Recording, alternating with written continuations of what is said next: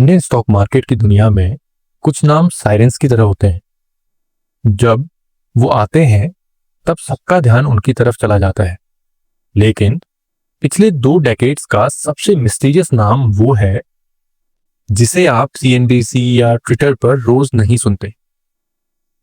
ये एक ऐसा नाम है जो चुपचाप हर क्वार्टर की शेयर होल्डिंग पैटर्न में रिफ्लेक्ट होता है और उसके आते ही स्टॉक मार्केट में एक बज बन जाता है कि भाई ये स्टॉक तो अब मल्टीबैगर बनेगा।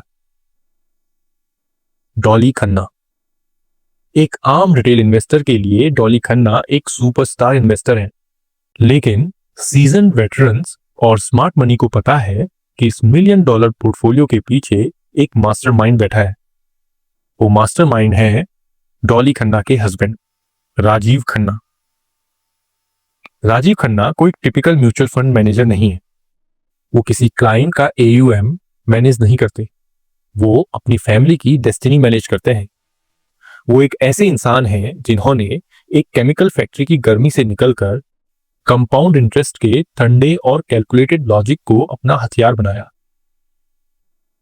आज हम सिर्फ ये नहीं देखेंगे कि उन्होंने क्या खरीदा, हम ये समझेंगे कि वो सोचते कैसे हैं। आज हम उस दिमाग को डिकोड करेंगे जिसने एक आइसक्रीम बिजनेस के एग्जिट से शुरू करके करोड़ों का पोर्टफोलियो खड़ा कर दिया। आइए राजीव खन्ना के दिमाग के अंदर चलते हैं। इन्वेस्टर राजीव खन्ना को समझने के लिए आपको सबसे पहले इंडस्ट्रियलिस्ट राजीव खन्ना से मिलना होगा। राजीव जी का दिमाग शुरू से ही हाईली एनालिटिकल था। उन्होंने IIT मद्रास से केमिकल इंजीनियरिंग की पढ़ाई की। ध्यान दीजिए, ये सिर्फ एक डिग्री नहीं थी, ये उनके सर्कल ऑफ कॉम्पिटेंस का फाउंडेशन था। 1986 में उन्होंने चेन्नई में अपनी कंपनी स्टार्ट की, क्वालिटी मिल्क फूड्स। लगभग 1 डेकेड तक उन्होंने बिजनेस की ग्राउंड रियलिटी को फेस किया। उन्होंने पेरिशेबल इन्वेंट्री, यानी जो जल्दी खराब हो जाए, सप्लाई चेन के इश्यूज, लेबर यूनियंस और FMCG सेक्टर की कटथ्रोट कंपटीशन को हैंडल किया। वॉरेन बफे इस एक्सपीरियंस को द इंडस्ट्रियलिस्ट्स एज कहते हैं। जब आपने खुद एक फैक्ट्री चलाई होती है तो आप किसी कंपनी का प्रॉफिट एंड लॉस स्टेटमेंट सिर्फ नंबर्स की तरह नहीं देखते। आपको उसमें छुपे हुए इलेक्ट्रिसिटी बिल्स, रॉ मटेरियल के प्राइस फ्लक्चुएशंस और मार्केटिंग का वेस्ट दिख जाता है। 1995 में एक टर्निंग पॉइंट आया। हिंदुस्तान यूनिलीवर HUL उस वक्त मार्केट में एग्रेसिवली ब्रांड्स एक्वायर कर रही थी। उन्हें क्वालिटी ब्रांड्स चाहिए थे। राजीव खन्ना के पास 2 ऑप्शन थे, या तो HUL से फाइट करें या एग्जिट ले लें। उन्होंने अपना बिजनेस HUL को बेच दिया। आइए आप समझते हैं the psychology of the exit. एक टिपिकल एंटरप्रेन्योर जब इतना बड़ा एग्जिट लेता है तो वो या तो लग्जरी कार्स और बंगलोज खरीदता है या फिर ईगो में आकर कोई नया बड़ा बिजनेस स्टार्ट करता है। राजीव खन्ना ने इनमें से कुछ नहीं किया। उन्हें रियलाइज हुआ कि उनका सबसे बड़ा स्किल आइसक्रीम बनाना नहीं है, उनका सबसे बड़ा स्किल है कैपिटल एलोकेशन, यानी पैसे को सही जगह लगाना। उन्होंने HUL डील से मिले पैसे को नेशनल स्टॉक एक्सचेंज में लगाना शुरू किया।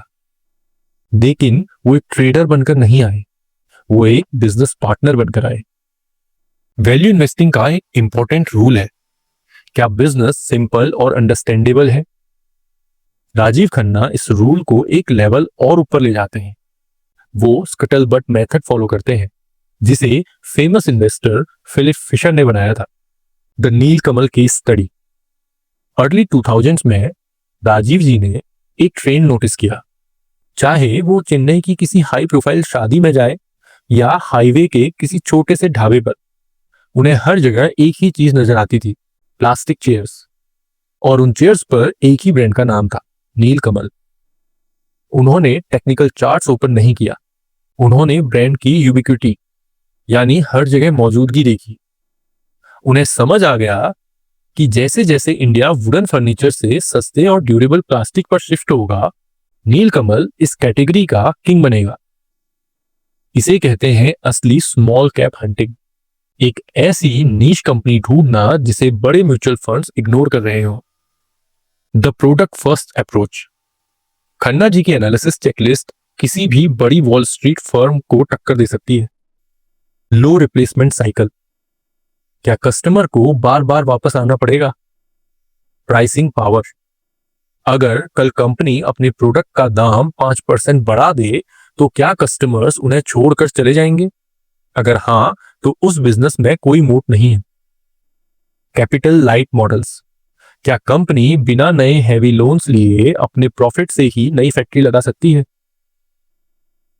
क्योंकि वो एक केमिकल इंजीनियर थे, उन्होंने रेन इंडस्ट्रीज और सीपीसीएल जैसी कॉम्प्लेक्स कंपनीज में अर्ली इन्वेस्टिंग की।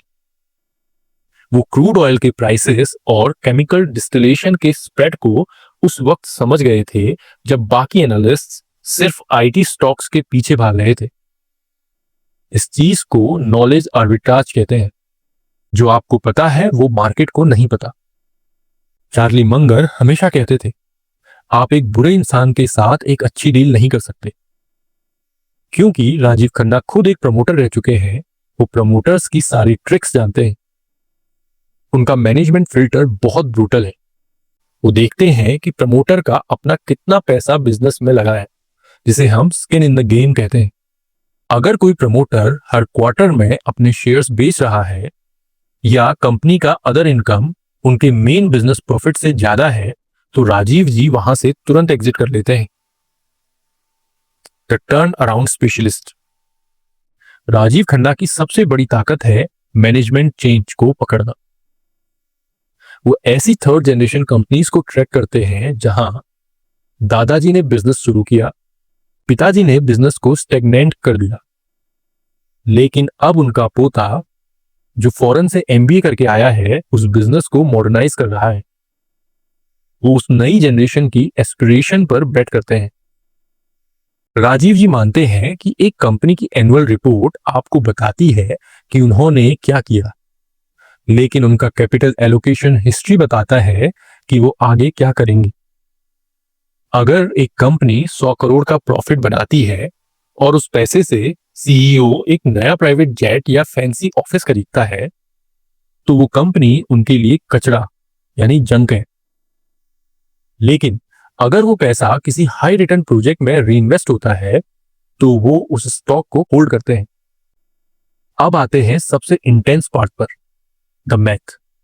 राजीव खन्ना नंबर्स को लेकर बहुत स्ट्रिक्ट है, specially return on capital employed ROCE को लेकर।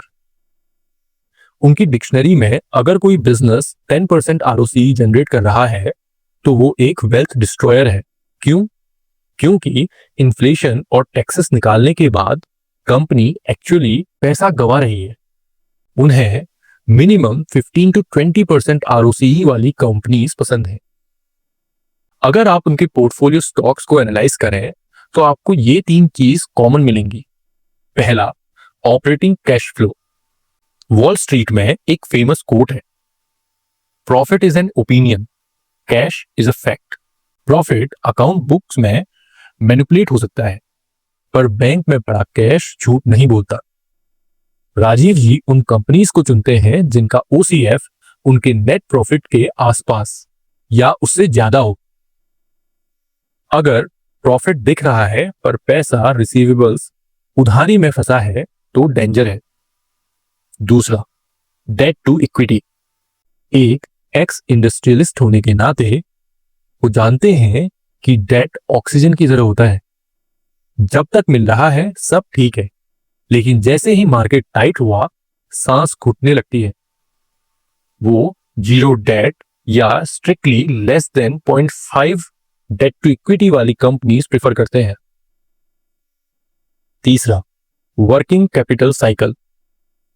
उन्हें ऐसी कंपनीज से प्यार है जो अपने कस्टमर से पैसा जल्दी ले लेती हैं और अपने सप्लायर्स को आराम से लेट पेमेंट करती हैं। इसे नेगेटिव वर्किंग कैपिटल कहते हैं। ये वैल्यू इन्वेस्टिंग का होली ग्रेल है। The concept of owner earnings. Warren Buffett की तरह राजीव जी ओनर अर्निंग्स कैलकुलेट करते हैं।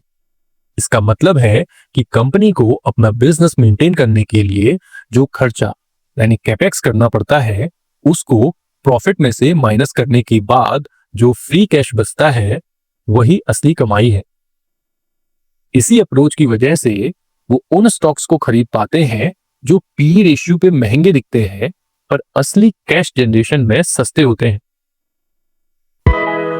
इन्वेस्टिंग का वर्ड कंफ्यूजिंग लगता है। Balance sheets, ratios, DCF, compounding, इतना सब कुछ कहाँ से सीखे? यही प्रॉब्लम सॉल्व करने के लिए हमने बनाया है इंट्रिंसिक IQ, एक AI पावर्ड स्टॉक स्क्रीनर और लर्निंग प्लेटफॉर्म, खास रिटेल इन्वेस्टर्स और वर्किंग प्रोफेशनल्स के लिए।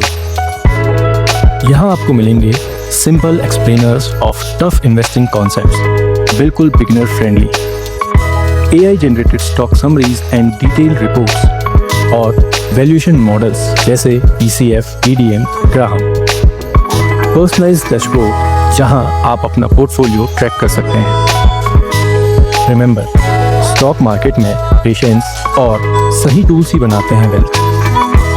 विजिट intrinsiciq.in टुडे और बनाइए अपना इन्वेस्टिंग एज। ज्यादातर रिटेल इन्वेस्टर्स एक बड़ी बीमारी का शिकार होते हैं जिसे डाइवर्सिफिकेशन कहते हैं। वो डर के मारे अपने पोर्टफोलियो में 50 स्टॉक्स भर लेते हैं। नतीजा, एक स्टॉक 10% ऊपर जाता है, दूसरा 10% नीचे, और साल के एंड में पोर्टफोलियो वहीं का वहीं रहता है। राजीव खन्ना एक कॉन्सेंट्रेटेड इन्वेस्टर है।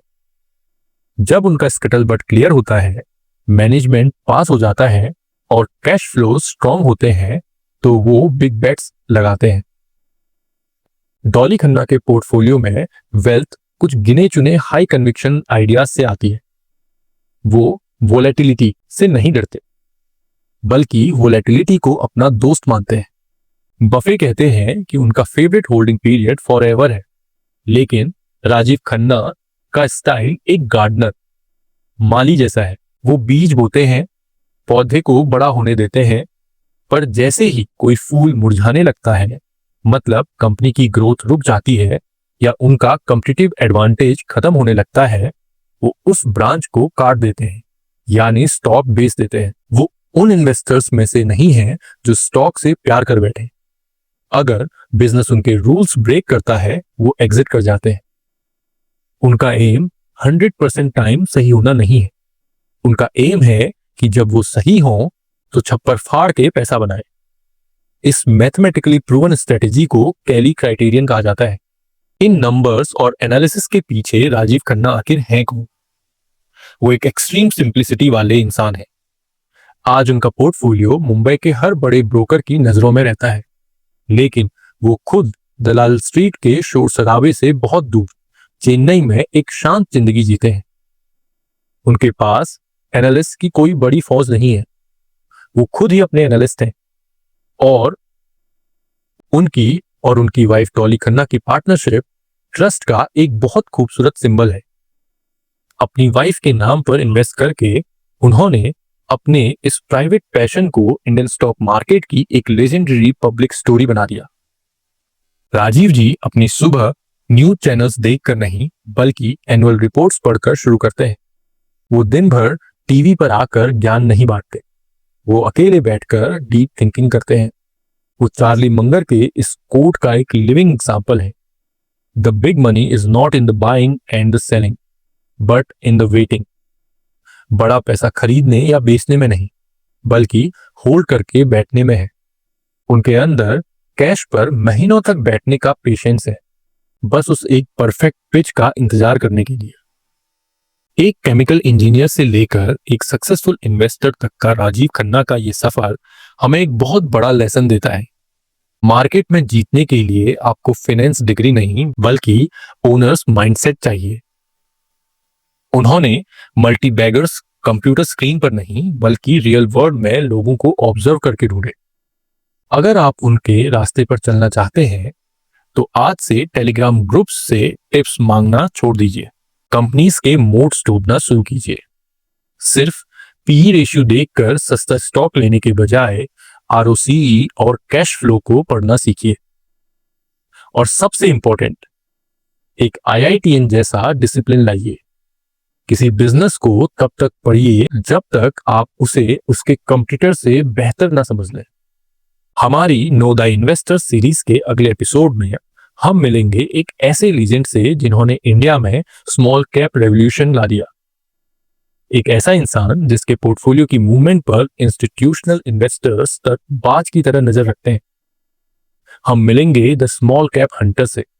अगर आपको इस मास्टर क्लास ने कुछ नया सिखाया और अगर आप द वॉरेन बफे वे में बिलीव करते हैं तो कमेंट्स में अभी टाइप कीजिए कंपाउंड। वीडियो को लाइक करें, अपने इन्वेस्टर दोस्तों के साथ शेयर करें और चैनल को सब्सक्राइब करके बेल आइकन जरूर दबाएं, क्योंकि स्टॉक मार्केट में wealth is a choice. Make the right one. धन्यवाद।